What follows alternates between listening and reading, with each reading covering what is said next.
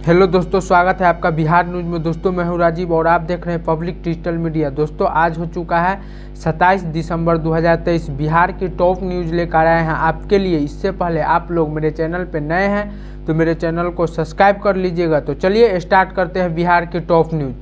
पूर्व उप मुख्यमंत्री एवं राज्यसभा सांसद सुशील मोदी ने मंगलवार को बयान जारी करते हुए स्वामी प्रसाद मौर्य, डीएमके सांसद दयानिधि मारन और चंद्रशेखर पर हमला बोला। कहा कि एक समुदाय विशेष का ठोक वोट लेने के लिए इंडिया गठबंधन ने अपने दूसरे तर्जे के कुछ नेताओं को हिंदू धर्म, राम मंदिर, सनातन संस्कृति और रामचरित्र मानस पर अनग्र टिप्पणी करने की सुपारी दे रखी है। सुशील कुमार मोदी ने कहा कि कांग्रेस के प्रियंका खड़गे, सपा के स्वामी प्रसाद मौर्य, द्रमुक के दयानिधि मारन, आरजेडी के चंद्रशेखर और जगनानंद जैसे जिन नेताओं को हिंदू धर्म को धोखा, डेंगू, मलेरिया वगैरह बताने की सुपारी मिली हुई है, उनमें से किसी की हिम्मत नहीं है कि वे आतंकवाद का धर्म बता दे। ये सुपारी किलर केवल हिंदुओं की सहानुभूति के कारण अपनी नौकरी बचा पा रहे हैं। बिहार कांग्रेस ने राहुल गांधी खड़गे को बताई मन की बात। कहा कि इतनी लोकसभा जीते आरजेडी जेडीयू से ले पार्टी। बिहार कांग्रेस के नेताओं ने अपने 2024 लोकसभा चुनाव को लेकर सीट का बंटवारा जल्द करने पर जोर दिया है। साथ ही यह भी कहा है कि पार्टी को गठबंधन के तहत 10 सीटों पर चुनाव लड़ना चाहिए। सीटें कौन सी होगी यह भी पार्टी को खुद तय करना चाहिए। मतलब साफ कि राज्य के पार्टी नेताओं को आलाम कमान से इशारों में बोल दिया है कि आरजेडी और जेडीयू से 10 सीटों को लेकर बात करें। वही पार्टी के केंद्रीय नेतृत्व ने लोगों को अपने साथ जोड़ने और बूथ स्तर पर सशक्त कमेटी गठित करने को कहा। लोकसभा चुनाव को लेकर कांग्रेस अध्यक्ष मल्लिकार्जुन खड़े होंगे और वरिष्ठ नेता राहुल गांधी ने मंगलवार को बिहार कांग्रेस के नेताओं के साथ विचार विमर्श किया। राहुल गांधी ने बिहार के पार्टी नेताओं से कहा कि अधिक से अधिक लोगों को अपने साथ जोड़े, इसको लेकर लक्ष्य तय कर काम करे। सीटों का चयन करने के साथ ही गठबंधन की सभी सीटों पर जीत सुनिश्चित करने के लिए काम करे। बिहार में नियोजित शिक्षकों की राज्यकर्मी बनने की वर्षों पुरानी मांग पूरी हो गई है। सबसे महत्वपूर्ण बात यह है कि राज्य में सक्षमता परीक्षा पास नहीं करने वाले नियोजित शिक्षकों की नौकरी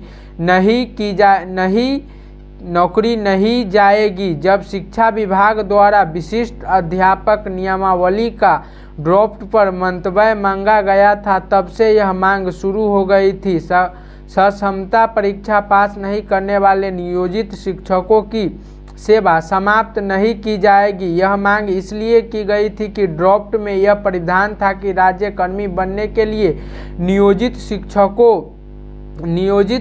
शिक्षकों को सक्षमता परीक्षा पास करनी होगी। इसके लिए उन्हें 3 अवसर दिए जाएंगे। तीनों अवसर में सक्षमता परीक्षा पास नहीं करने वाले शिक्षकों की सेवा समाप्त की जाएगी। यह प्रावधान भी विशिष्ट अध्यापक नियमावली के ड्राफ्ट में था। इससे ज़्यादा परेशान वैसे नियोजित शिक्षक थे जो आने वाले कुछ वर्षों में ही सेवानिवृत्त होने वाले हैं। मुख्यमंत्री नीतीश कुमार की अध्यक्षता में मंगलवार को कैबिनेट में बिहार की नई पर्यटन निधि को मंजूरी दी। निवेशकों को प्रोत्साहित करने के लिए सरकार ने नई नीति में सब्सिडी के टैक्स छूट तक का तोहफा दिया। पर्यटन स्थलों के आसपास पर्यटनों से संबंधित बुनियादी ढांचे और सुविधाओं के विकास पर जोर है। होटल और रेस्तरां खोलने में बड़ा निवेश करने पर एक तरफ सरकार से सब्सिडी मिलेगी तो दूसरी तरफ स्टॉप ड्यूटी और स्टाफ जीएसटी में छूट भी मिलेगी। आपको बता दें कि पर्यटन सचिव अभय कुमार सिंह ने कहा कि राज्य सरकार को नई पर्यटन नीति से अगले 5 वर्ष में 10,000 करोड़ के निवेश का अनुमान है। इसमें प्रत्यक्ष और अप्रत्यक्ष रूप से करीब 1 लाख लोगों को रोजगार मिलेगा। न्यू टूरिज्म पॉलिसी में hotel, restaurant, wellness resorts, theme park, audio visual मनोरंजन सिस्टम लगाने के लिए सब्सिडी दी जाएगी। ग्राम पर्यटन परियोजना जैसे बुनियादी ढांचे के लिए निवेशकों और उद्यमियों को पूंजी निवेश कर अलग अलग स्टेप में सब्सिडी दी जाएगी। कैबिनेट ने अलग अलग स्लैब निर्धारित किए हैं। पर्यटकों की सेवा विशेष रूप से की जाएगी। सुविधा के लिए हॉस्पिटल मैनेजमेंट के परीक्षण, संस्थान, छात्रावास आदि के लिए भी सरकार सुविधा देगी। आरएलजेडी अध्यक्ष उपेंद्र कुशवाहा ने अब नीतीश कुमार को लेकर बड़ा दावा किया है। उन्होंने कहा है कि सीएम नीतीश कुमार की साख अब खत्म हो चुकी है, जेडीयू अब कहीं नहीं रहा। कुशवाहा जी ने यह भी कहा, उपेंद्र कुशवाहा ने यह कहा है कि राजद के साथ आना और तेजस्वी यादव के नाम की घोषणा करना नीतीश कुमार का आत्मघाती कदम था। इसके बाद ही उपेंद्र कुशवाहा ने नीतीश कुमार को लेकर बड़ा दावा किया है। उन्होंने कहा कि बिहार में सियासी उलटफेर की अटकलें तेज पकड़ रही है।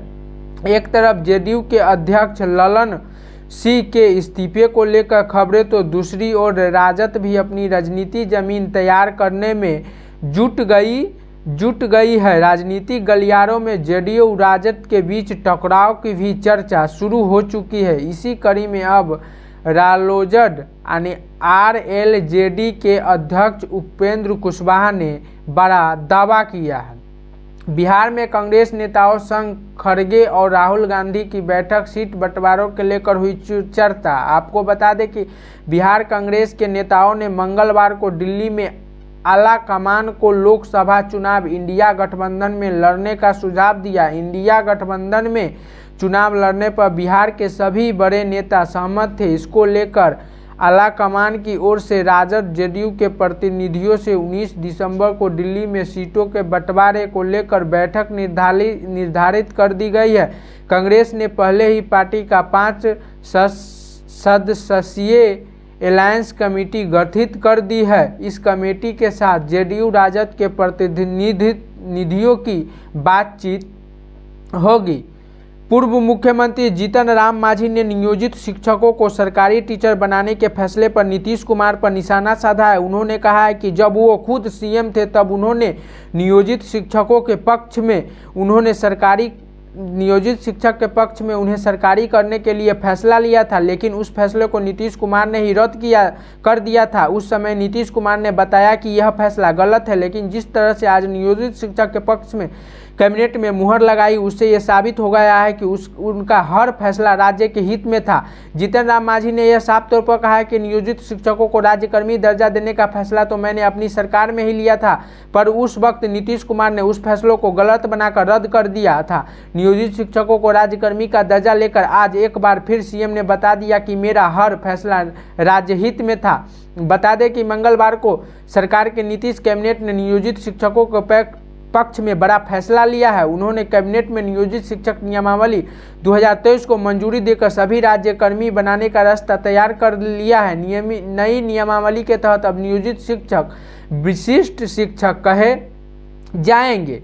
3 फर्जी शिक्षक अभ्यर्थियों का हुआ भंडाफोड़। शिक्षा विभाग ने एफआईआर दर्ज करने के दिया आदेश। आपको बता दें कि शिक्षा विभाग ने 3 फर्जी शिक्षक अभ्यर्थियों को पकड़ा है, जिन्होंने अन्य अभ्यर्थी के प्रमाण पत्र और आवेदन पत्र के आधार पर सहरसा और वैशाली जिले के विद्यालयों में योगदान दिया था, लेकिन नियुक्ति कन्फर्म होने से पहले कंप्यूटर के सॉफ्टवेयर ने फर्जीवाड़े शिक्षकों को पकड़ लिया है और योगदान संबंधी आवेदन पत्र को स्वीकृति नहीं किया। इतना ही नहीं, संबंधित अभ्यर्थियों का फोटो आवेदन में संलग्न फोटो से भी मैच नहीं किया। इसे गंभीरता से लेते हुए शिक्षा विभाग ने संबंधित तीनों शिक्षकों अभ्यर्थी के विरुद्ध में प्राथमिक दर्ज करने का आदेश संबंधित जिला शिक्षा पदाधिकारियों को दी है।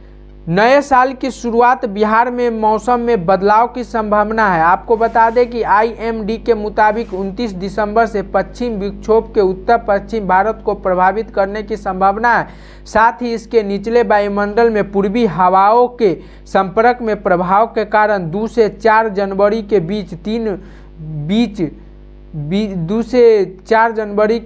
3 दिन बारिश की संभावना है। इस अवधि में दिन में तापमान में कमी आने की संभावना है। इसके प्रभाव से कुछ दिनों का कोहरा भी छाया रह सकता है। इस दौरान आसमान में बादल छाए रहेंगे। हालांकि अगले 2-4 दिनों उत्तर बिहार, पूर्वी और मध्य बिहार में तापमान में कोई खास गिरावट की संभावना नहीं है। ऐसे में कड़ाके की ठंड के असर अभी दूर है। वहीं मौसम विभाग ने किसानों को बारिश को लेकर सावधानी बरतने की सलाह दी है।